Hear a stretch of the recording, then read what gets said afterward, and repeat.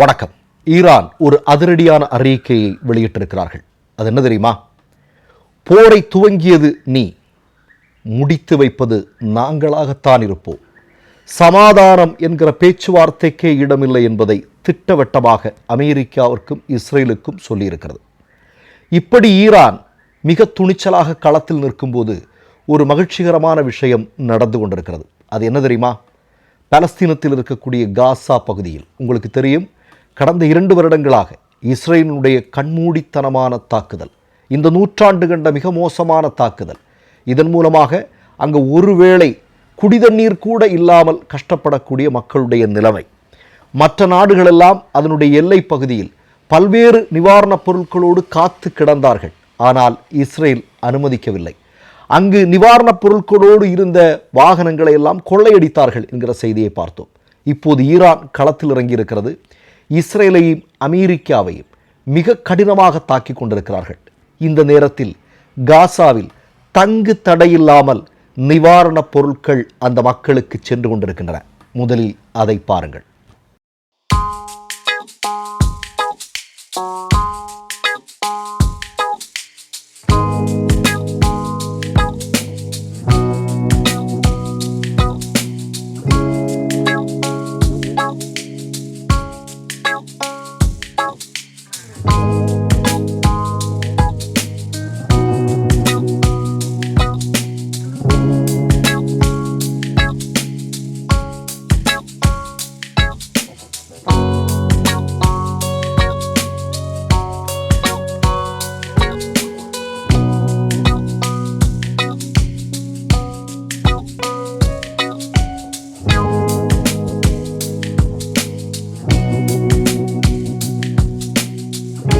இரட்டிப்பான மகிழ்ச்சி.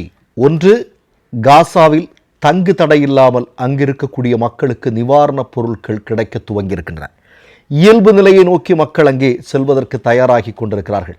அங்கு குண்டு மழை, குண்டு சத்தத்தில் தான் அவன் தூங்குவான். ஆனால் அவனுக்கு கிடைக்க வேண்டிய அடிப்படை விஷயங்களை கூட கிடைக்காமல் செய்து கொண்டிருந்த இஸ்ரேல் அமெரிக்காவினுடைய அந்த சர்வாதிகாரத்திற்கு இன்றைக்கு பலத்த அடி கிடைத்திருக்கிறது. சைனாவினுடைய நிவாரணப் பொருட்கள் இன்றைக்கு காசாவில் கிடைத்து கொண்டிருக்கக்கூடிய காட்சியை தான் நீங்கள் பார்த்தீர்கள். இதற்கு காரணம் என்ன? நேற்றைய தினம் நீங்கள் பார்த்தீங்க அப்படின்னா, ஈரான் கத்தரில் இருக்கக்கூடிய அமெரிக்காவினுடைய இராணுவ தளம் இருக்கிறது அல்லவா, அதன் மீது மிகப்பெரிய ஏவுகணை தாக்குதலை நிகழ்த்தியிருக்கிறார்கள். அமெரிக்க இராணுவ வீரர்கள் கொல்லப்பட்டிருக்கிறார்கள். இதெல்லாம் நிகழ்ந்திருக்கு. அப்போ நீங்கள் என்ன அப்படின்னா, காசாவில் ஒரு கண்ணு வேணும், ஈரான் நம்மளை தாக்குறான், உக்ரைனுக்கு ஆயுதம் கொடுத்தாகணும், இதெல்லாம் சேர்ந்து நம்மளால் முடியாதப்பா, நம்ம திட்டம் எல்லாமே மிகப்பெரிய தோல்வியை சந்தித்து கொண்டிருக்கிறது அப்படின்னு அமெரிக்காவுக்கு தெரிஞ்சிருக்கு. அதனால தான் இப்போ என்ன பண்ணுறான் அப்படின்னா, வேறு வழி இல்லாமல் இப்போ காசாவில் இது பண்ணுறதெல்லாம் இனி எதுவும் பண்ண முடியாது, அதனால் அவன் பேசாமல் இருக்கிறான். இப்போ இன்னொரு முக்கியமான செய்தியை பார்க்க வேண்டியிருக்கிறது. நீங்கள் இன்றைக்கு எல்லா பத்திரிகைகளுடைய முகப்பு பக்கத்தில் ஒரு புகைப்படம் வந்திருக்கும், நீங்கள் பார்த்துருப்பீங்க. இஸ்ரேலில் இருக்கக்கூடிய இஸ்ரேலிய குடிமகன்கள் எல்லாருமே பங்கருக்குள்ளே ஒளிந்து கொண்டிருக்கிறார்கள். பங்கர் என்றால் நான் சொல்வது, வீடு இருக்கும், வீட்டுக்கு கீழே சுரங்கப்பாதைகள் உருவாக்கி அங்கே மக்கள் எல்லாம் தங்கியிருக்கக்கூடிய காட்சி, உயிர் பயத்தோடு உயிரை பிடித்து கொண்டு தங்கியிருக்கக்கூடிய காட்சி இன்றைக்கு சர்வசாதாரணமாக எல்லா ஊடகங்களிலும் வெளிவந்து கொண்டிருக்கிறது. அப்படின்னா மேலே நிம்மதியாக இஸ்ரேலில் எங்கேயுமே வாழ முடியாது, அந்த அளவிற்கு கடுமையான தாக்குதலை ஈரான் நிகழ்த்தி கொண்டிருக்கிறது அப்படிங்கிறது நமக்கு தெரியுது. உங்களுக்கு ஒரு பழைய செய்தியை நான் நினைவூட்ட விரும்புகிறேன். அதாவது காசாவில் இஸ்ரேல் தாக்குதல் நடத்தும் போது என்ன சொன்ன அப்படின்னா, அங்கே பெரிய அளவில் சுரங்கப்பாதைகளை எல்லாம் உருவாக்கி வச்சுருக்கிறாங்க ஹமாஸ். அங்கே அதையெல்லாம் நாங்கள் அழிக்க போகிறோம், அவங்கெல்லாம் அங்கே இருக்கிறதுனால தான் பாதுகாப்பாக இருக்கிறாங்க, ஒவ்வொரு சுரங்கப்பாதையை கூட நாங்கள் விடப்போவதில்லை, கோழைகள் அப்படி இப்படின்னெல்லாம் சொல்லி இஸ்ரேல் கடுமையாக பேசியதையெல்லாம் நம்ம பார்த்தோம். இதெல்லாம் ஊடகங்களில் சர்வசாதாரணமாக வந்தது. ஆனால் கடைசி வரையிலும் ஹமாஸை ஏதாவது செஞ்ச முடிஞ்சதா அப்படின்னா 2 வருஷத்தில் ஒன்றும் செய்ய முடியலை, கொஞ்சம் அப்பாவி மக்களை தான் கொண்டிருக்கான் அப்படிங்கிறதான் இஸ்ரேலுடைய கணக்கு. ஆனால் இன்றைக்கு என்னென்னா, தன்வினை தன்னை சுடும் என்கிற மாதிரி இன்றைக்கி இஸ்ரேலில் இருக்கக்கூடிய குடிமகன்கள் எல்லோருமே தங்களுடைய வீட்டிற்கு கீழே சுரங்கப்பாதைகள் அமைத்து அதற்கு உள்ள தங்க வேண்டிய சூழலுக்கு அவர்கள் தள்ளப்பட்டிருக்கிறார்கள் என்பதுதான் உண்மை. இதில் இன்னொரு செய்தி இன்றைக்கு ஒரு ஊடகம் வெளியிட்டிருக்கிறது. என்ன அப்படின்னா, ஏற்கனவே இவனுங்க என்ன அப்படின்னா சுரங்கப்பாதைகளை ரெடி பண்ண சொல்லிட்டானுங்க. வீடு கட்டும்போதே கீழே சுரங்கப்பாதையை ரெடி பண்ணிங்க, ஏன்னா நமக்கு எப்போ என்ன நடக்குங்கிறது தெரியாது அப்படிங்கிறது அவங்களுக்கு எல்லாம் தெரியும். அதனால் பெரும்பாலான வீடுகளுக்கு கீழே என்ன பண்ணியிருக்காங்கன்னா சுரங்கங்களை தோண்டி வச்சிருக்கிறாங்க. இதுக்குள்ளே தான் இன்றைக்கி போயிருக்கிறான். இன்றைக்கி போன இடத்துல என்ன நடந்திருக்கு அப்படின்னா, இது ஏன் வீட்டுக்கு கீழே இருக்குது, அது உன் வீட்டுக்கு கீழே இருக்குது, நீ இங்கே எதுக்கு வர அப்படின்னு சொல்லிட்டு இஸ்ரேலியர்களுக்கிடையே உள்ள மிகப்பெரிய சண்டைகள் மூண்டிருப்பதாக இன்றைக்கு செய்திகள் வந்து கொண்டிருக்கிறது. இது ஒரு பக்கம். இன்னொரு பக்கம் வசதி படைத்தவனுக்கு தனியான சுரங்கம், வசதி இல்லாதவனுக்கு சாதாரணமான சுரங்கம், இதெல்லாம் இஸ்ரேலில் நடந்துட்டு இருக்கு. இவன் நம்மள்கிட்ட வடை சுடுறான் இல்லையா, ஊடகங்களினுடைய உதவியோட வடை சுடுறான். எப்படி? இஸ்ரேல் உலகின் மிகப்பெரிய நாடு, மிகப்பெரிய வல்லரசு நாடு, அவனை நம்ம எதுவுமே பண்ண முடியாது இப்படின்னு தொடர்ந்து ஒரு கற்பிதம் நமக்கு உருவாக்கப்பட்டிருந்தது அல்லவா கடந்த ஒரு 2-3 வருடங்களுக்கு முன்னாடி வரையிலும். ஆனால் நீங்கள் பார்த்தீங்கன்னா காசாவில் என்னைக்கு கால் வச்சானோ, கால் வச்சு ஹமாஸ் என்னைக்கு இவங்களை எதிர்த்தார்களோ அன்றைக்கே தெரிஞ்சிருச்சு இவனுங்க ஒன்றுமே கிடையாது. இவனுங்க இந்த மாதிரி உலகத்தில் இருக்கக்கூடிய ஆயுத வியாபாரிகளுடைய வியாபாரிகள்னால் யார்? அமெரிக்காரன். அவனுடைய ஆயுதங்களை அப்பாவி மக்களின் மீது பயன்படுத்துவதற்காக உருவாக்கி வைத்திருக்கக்கூடிய ஒரு புரோக்கர் நாடு தான் இஸ்ரேல் அப்படிங்கிறது எல்லாருக்கும் தெரியும். ஆயுத வியாபாரம் பண்ணுறதா அவனுடைய வேலை. ஆயுதத்தை வாங்கி அப்பாவி மக்கள் மீது கொண்டு போடுவது, இதுதானே அவனுடைய திட்டம். அதைத்தானே இஸ்ரேல்காரன் செஞ்சுட்டு இருக்கான். புரோக்கர் வேலை அப்படிங்கிறதா அதனுடைய சரியா. அப்போ புரோக்கராக தான் இருக்கிறான். அமெரிக்காவினுடைய புரோக்கராக இருந்து செயல்பட்டு கொண்டிருப்பவன் இவன் அவனை ஆயுதம் கொடுக்குறான். அந்த ஆயுதத்தை வாங்கி கொண்டு போய் அங்கே இருக்கக்கூடிய அப்பாவி மக்களின் மீது போடுவது. இன்றைக்கி இவன் என்ன பண்ணுறான்? கதறான். எப்படி கதறான்? இதோ எங்கள் வீட்டுக்குள்ளே வந்து அடிச்சுட்டான், எங்கள் நாட்டுக்குள்ளே வந்து அடிச்சுக்கிட்டான் அப்படின்னு. ஏன்னா நீ இன்னைக்கு வரைக்கும் ஒரு சமபலம் உள்ள ஒருத்தன் கூட நீ சண்டைக்கு போயிருக்கியா?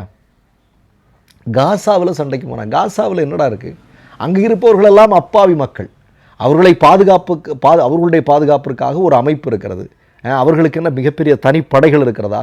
அந்த நாட்டுக்கென்று தனி இராணுவ பலம் இருக்கிறதா? இல்லை. அப்படிப்பட்ட ஒரு நாட்டுக்கிட்ட 2 வருஷமாக நீ போராடி ஒரு சிறு வெற்றியை கூட உன்னால் பதிவு பண்ண முடியல. இன்னைக்கு மிகப்பெரிய இராணுவ பலம் கொண்ட ஒரு மிகப்பெரிய நாட்டின் மீது நீ போர் தொடுத்திருக்கிறாய், அதை அனுபவித்துக் கொண்டிருக்கிறாய். பாரு, உன்னுடைய நாட்டில் இருக்கக்கூடிய மக்களுக்கு நிம்மதியாக வீட்டில் படுத்து தூங்க முடியல. எல்லாரும் கீழே இருக்க வேண்டிய சூழல். எப்போதான் இப்போ தண்ணி பற்றாக்குறை ஏற்பட போதில்லை, உணவு பற்றாக்குறை எப்போது ஏற்பட போதில்லை. இப்போதே உள்ளுக்குள்ளே இருக்கிறவன் சண்டை போட்டுக்கிட்டான், இது ஏன் பகுதி நீ இங்கே வராது அப்படின்னு.